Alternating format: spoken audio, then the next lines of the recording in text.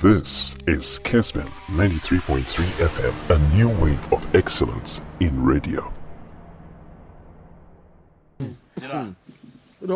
Cafe.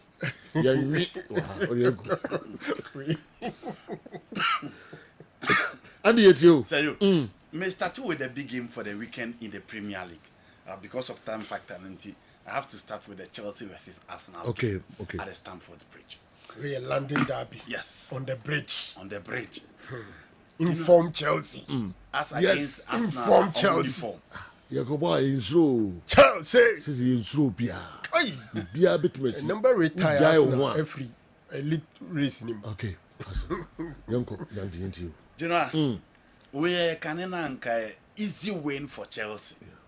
Because under Jose's era, not Chelsea 8 Arsenal. Now you are talking about Arsenal team almost last 3 games. And check so that easy win for Arsenal. Yes. That's all the sources are. Yes. You know, we check Arsenal last 3 games. Newcastle United and Koyi. International Milan omulusuye. And ball draw against Liverpool. Into almost last 3 games, league matches instead of 6 points, 1. And in the Champions League, Omuko more just to now Omuko lose by a goal to them. Yeah.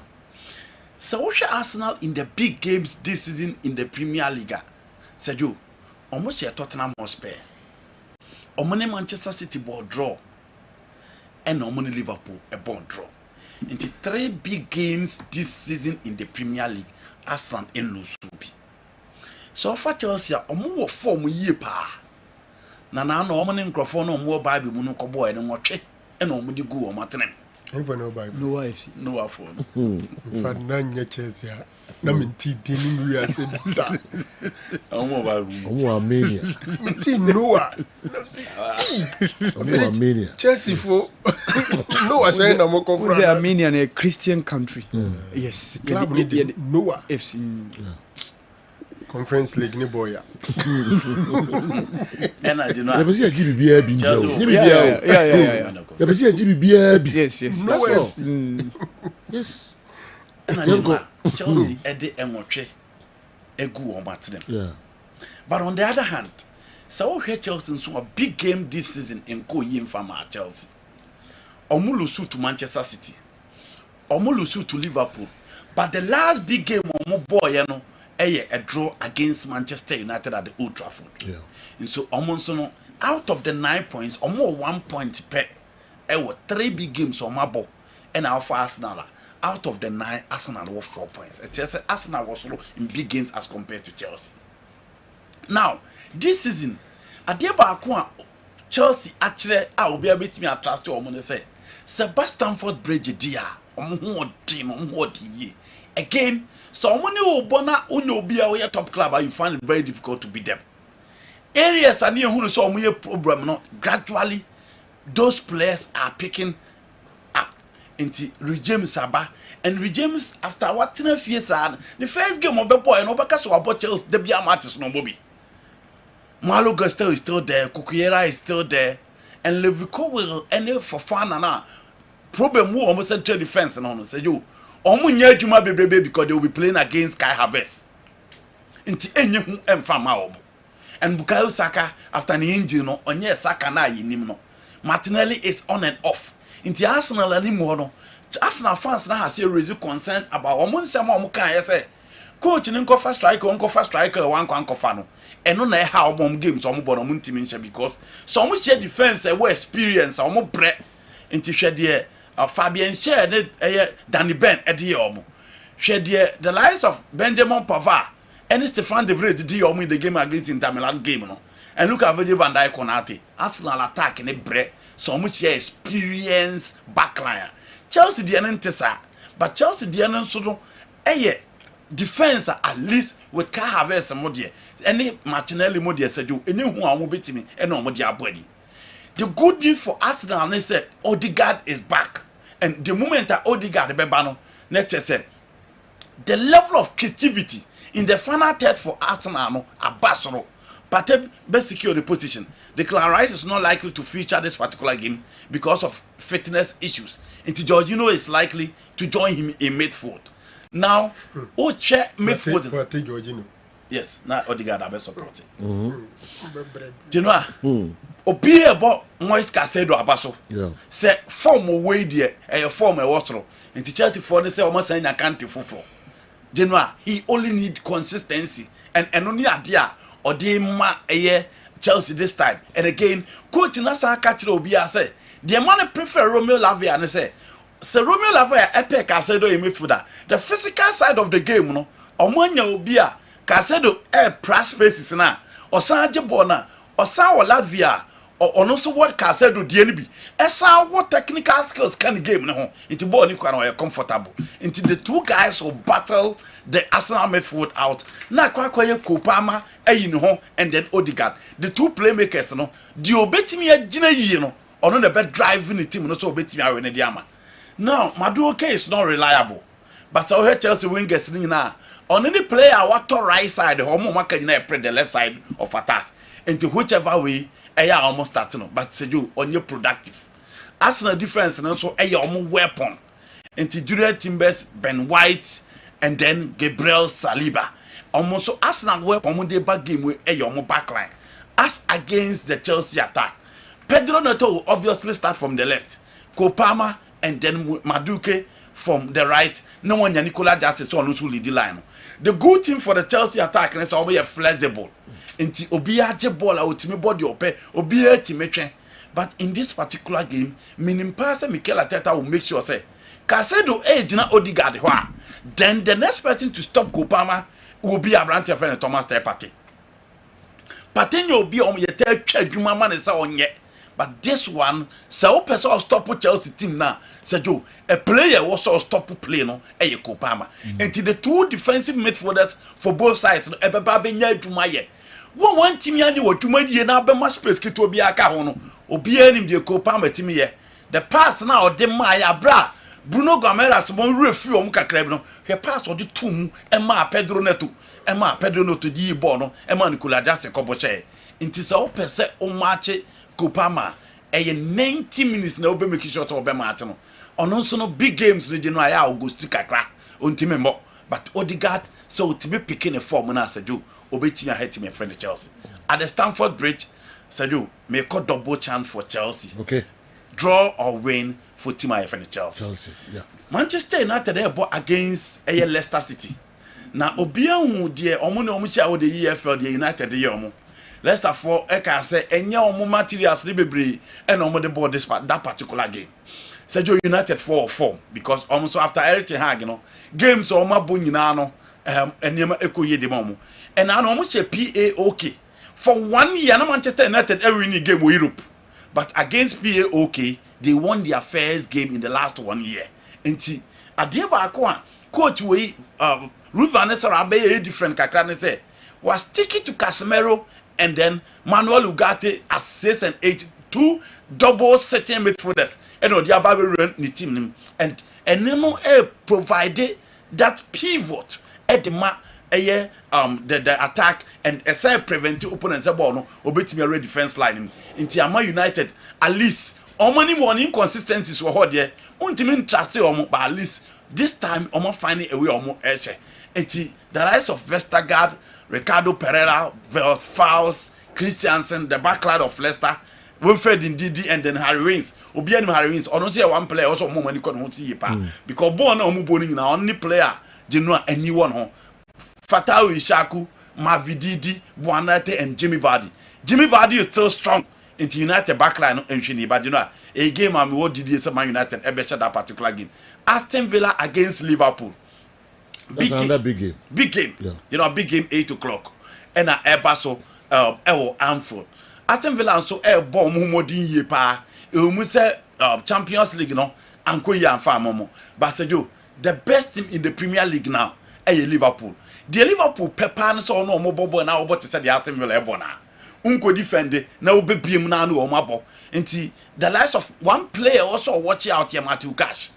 Sergio Luis Diaz wo form pay and o hwe de odi e by of Liverpool na say Matthew Cash obebo the right side of this particular team no Aston Villa na also here adwuma yi so what she hu na Emra games is an ya no prefer to the Edricosa ebe call the right side but then say the Matthew Cash na ebo na wabo Abranti a friend Edricosa Taromins aba Pau Torres is still there and Lucas Dean is still there into our option to obey me from the back line no and Amadou Nana or Yuli Telemann Leon Bailey the likes of Murphy Mark Rogers Oli Watkins omo team ni team omo we a lot to choose from and omo captain nso aye fit awaba margin the Scottish international so aba ka ho nti omo midfield omo wo bebrebe omo betimi atusu afri na omo timi dia ball omo game no but Liverpool dey ono omo ba sajo anim ho na so omo hwe ni because omo backline na dey intact and the Robertson second no by is still playing very well. Trent is okay, Konate, Van Dijk eye babia Don Duran Oli Watkins whoever obetimi abem no omo be make sure say omo betimi aye no ho adwuma but Aston Villa betimi akura eye Liverpool attack of Salah Darwin Nunes be bonne Cody Gakpo is playing very well and then Luis Diaz omo betimi akura mana Sergio a game me believe we say Villa any team omo betimi stop Liverpool win for that particular game. Now to the Spanish La Liga. Sergio Barcelona Remo San Sebastian against Real Sociedad. Now, watch Barcelona team no Sergio. They say you would can fan home view. They are also Ubisan is a say na Barcelona beshe because I have 5-4-3 and 1 abasa eshe. Uno omo bonat we nkura Masimovic ko dwa nanum against Barcelona say obestop Barcelona attack no Sergio. You really no akwa je 5. Enti the team my friend Real Sociedad Emmanuel Aguesil team no this season they are not playing very well. Into omo that 12 on the league table. Enkoye omaye on and off. Omulusu Miguel Merino and Asejo. Omulusu Abrante Fe Lino Mad Edenema. Team my friend Atletico Madrid. And wa ha omo eye pa. But so asho omo team na omo mo dada na. And sisaye bia anche damai apart from Traoré and saying omo team na ebo the likes of Avan Zubelda Sergio omo na ebo actually ho and sisa bebrebe oko midfielder Zubimendi is still available also the light of one Cruz still also ho ofo obi te Kubo ofo obi te say Brian Mendes Oyarzabal and Sergio Gomez sa guys na wo ho but Sergio omo betimi a stop Barcelona attack no because they say attack na ba be 4 Lewandowski is scoring Rafinha is scoring Daniel Olmo is scoring Yamil Amal is scoring inti sa o hwe Emmanuel Aguesil team na omo nso ye team a Sergio ono omo mo ball no mu kogina ti so omo twe am the ball na ba no ma kantao that is not how they play and no game abase ba omo pe at the San Sebastian grounds are adding Barcelona metepo Barcelona to win that particular game. Real Madrid Pamplona against Osasuna. Now this season one team saw Barcelona mo omo temu Barcelona pa team efe Osasuna now for a long time.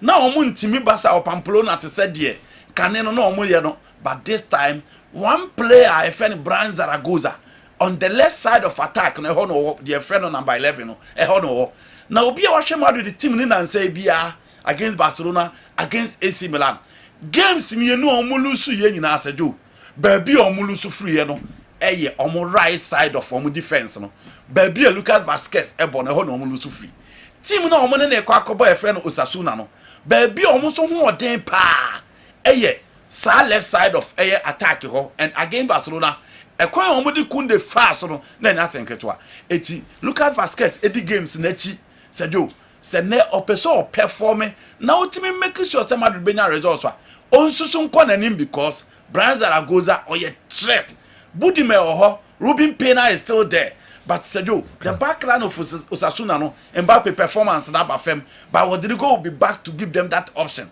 and Vini is still around and to Julio Arizo and then Abrante friend Juan Cruz those are the two guys also more tight more bet in more wins so more intimidia then it will be tough for them. Madrid are lose too. And near my story be never form home. But Sergio, this is the game that I feel that Madrid will use to redeem their image. A very narrow reign for Real Madrid at the Pamplona. Last game in the Italian Serie A, Napoli bought against Inter Milan. Big game and also it was San Siro. Last weekend, Atlanta had the Napoli for 2 level kama. But still, omo first on the league table. Inter on and off in the big games. Game onim so omo be win no. Na omo akọ draw. Into omo AS Roma. Omo ever against AC Milan no be him say Inter betimi a AC Milan because of the quality ne form na omo but you wie no na team a friend AC Milan etimi a omo bo in the derby d'Italia no na obi asa him say team a friend Inter Milan ebetimi asa win still the game ended in a draw. It's big game say Inter Milan abon this season no sejo ba ko pe no metimi a win enche dan koyi enfama Inter sa so hwe Napoli so first on the league table. Inter and that second omo April. Say Inter we near on beba bisa Napoli ho. Say tip game ne be drum Napoli for will maintain their spot. And Inter playing at home will love so omo betimi a chetima your friend in Napoli. Ade Antonio Conte ayaye ni yie. The guys odobu free Premier League nim Ebeka Andri Zambo Agiza ho yimefo. Billy Gilmore, Scott McTominay in the Serie A oba be bia or fa. Politano is playing very well. No antimi amo David Neres wo ho. And then Kvaratskhelia and then Romelu Lukaku. Enti Inter experienced backline no. Coach ne rest Alessandro Bastoni. So Bastoni will be back to join Vrij and then Pavard, Matthew Damien, DeMarco so rest no in the game against Arsenal. Mkhitaryan, Hakan Çalhanoğlu and then Osa rest Marcus Thuram. This season in the Serie A, Marcus Thuram nation goes ni BBB. You know, at San Siro Inter starting game as favorite, but Antonio Conte performance in the Serie A this time no, meaning so bet me a pick a point of him. But my Inter Milan double chance in this particular game. Yemfa and Siana, what by for kakra? Yeah, just some two stories, quick. Okay. L'Equipe F4 publish how the 99 journalists no vote here at the AE Rodrigo as the Ballon d'Or.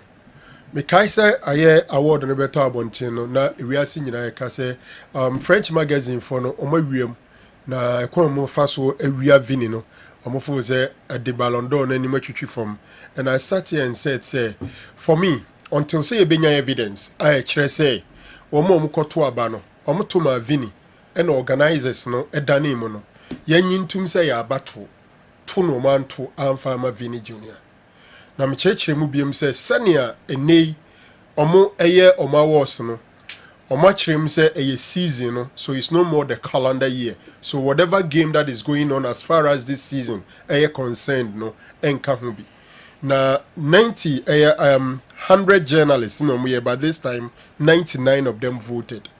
Ya cherem mu biem so say journalists no omo hwe FIFA ranking na top 100 no omo yi journalist ba kwa free o man biemu na wato aba e de amount na ye ka kire wo say the opposite order first no wudi ni to first one man 15 points wudi obi din to second one man 12 points and they omo de bibia ba betudwa. That's how all the journalists in the various points omunya any how the journalists actually voted.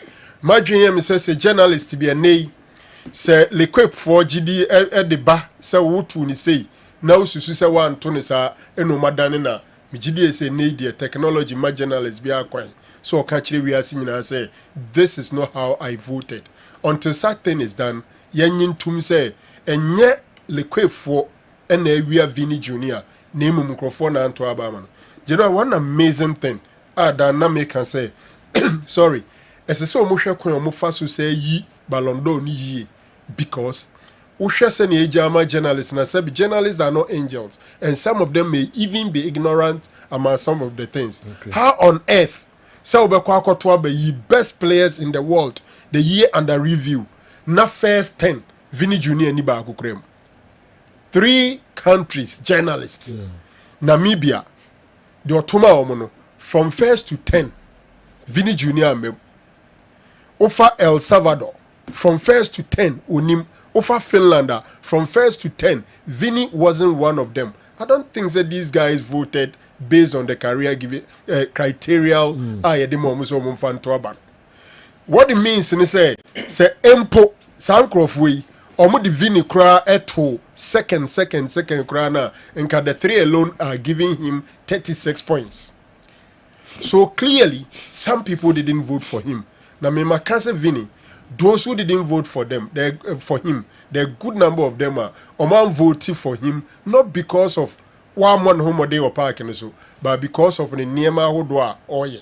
So if the Ballon d'Or are precious to him, and I saw shall say, now reconsider send you be saying in Niema. I no correct racism, yeah, but general Vinny Jr. and a betting is shot. So no, obeku racism in Europe. Okay. He alone. Every footballer, has so yen dina juma. But that's all no face in also. And no journalists be a racist. On to me farmer bontine and unto sintino. A basa obetu de tia. Okay. Na me jitum so say so person yes are the dia onion tum say the moment ube decide say we a crusader, you are crusading against something, you should be ready for sacrifices. You should be ready say ube losing maybe genuinely you are due for. And these are some of the things you lose. Into say vini nia ope. Ope Ballon d'Or ne dia. Onye ni niema se ne Ballon d'Or winner eye. Na challenge ni ntokwa oni referee se kun e o park so. Oni players yi, oni fans e kono. Utwaswa ebeboa no. General Carlo Ancelotti say whatever he will do to ensure that Madrid be competing for every title this season obeye. On san komodia sha se beba. Ibi say Madrid dwindwen ho AP coach foforo. There are some reports that suggest to say results no twaso ba ko mienu a omo betimi apam Carlo Ancelotti. Yes indeed, the whole of last season Madrid lost a game in the La Liga, just one game. And I think they went ahead to also win the Champions League. But as you speak, early days of the season, Madrid they lose 3 games. 2 in the Champions League. 1-0 against Lille. Omatren Fiase lose 3-1 to AC Milan in the Champions League. And the Barcelona show 4-0. Inti Sata and Suna Vini lose Ballon d'Or. Until it looks like there is crisis in Real Madrid. Okay. But for me, it's not so much of a crisis. Thursday, we meet in a general moye, you know. Me catch and say situation na Madrid woman no. Nipa obetima solve no na ye omo manager no. He has the ability to solve it. Now say omo ko share you know. Omo use videos. Omo use statistics. Players no ye ma omo humrika hodo omo tu. Some of them were surprised say they are not running kra as to how the opponents are running and chasing balls. Some basic mistakes on Moyeye. So they think that they are good to go. Let's see how things pan out against Osasuna. Final one on the bridge. Arsenal versus Chelsea versus Arsenal. General, in recent times, didn't Chelsea. So Arsenal.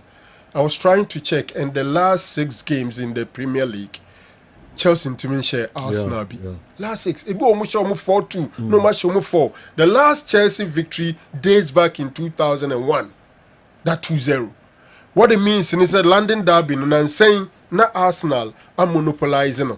But one thing I want to fan can say, and Chelsea assistant Arsenal share dance be. But Chelsea has undergone some revolution from the technical direction and the playing body, and they are on form. It makes it difficult for Arsenal. Unfortunate thing for Arsenal fans say, Bebreba ye kan ye nyina near ye can say Chelsea the 4th, Arsenal the 5th, even though they are all 18 points apiece. General, clearly a 6-pointer in the competition for the top 4. If Chelsea wins, as a chance when you have 3 points, we're denying a competitor no another 3 points. Yeah. Chelsea moves straight to 21. Arsenal remains in 18. Yeah. And it makes competition 18 difficult. Clubs near 3. Arsenal, yes. Chelsea, Aston Villa. Aston Villa. And these 3 teams, be a bet me a remo honum. And until I'm jitum say Liverpool game versus Aston Villa is another difficult encounter. Yeah. An experienced manager with a strong team with Europe experience, and their form is something extraordinary. Or more 2 center forwards are on any day on Bitma how. Oli Watkins and John Duran. The interesting things okay. General, I think say Chelsea a favorite of Arsenal in that game. All right, Kessben Television, we a final whistle media the bro. Mimin debia identify these personalities. We are order nga cry no with my identify no. School nkwada bi well, my brain will identify Subways. Who are brain will identify? Brain will identify. Footballers, David, I'm footballers. Footballers. Mickey na wahal. Mickey way. And I'm Mickey. Mickey way. Mickey na all right size here. On the Hey, TV. Mickey. See. Okay. Ni Mickey, I know. Let's end now. Mickey. Mickey no a guy. Mickey all right. Ofri an obema na ji Shatawale nana. I'm say we school in we say we tech. And extreme left one so way. Win back row. Yeah. Hey, Di Maria man. I said. Yes. And then I see fam. I said. See. Wow. Hey, na still make you o SS cross ni mu do na no timi swim izano.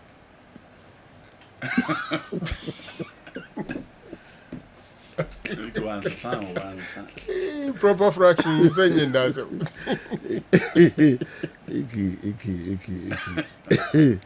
Oh wow. A whole institution. I say it's your school. Yes. It's a subject. I see it's old school. Very difficult subject. Very difficult subject. Because teacher for very difficult subject. Because we should the lifestyle of Mika. Very difficult. Just a formula bianfa. Okay.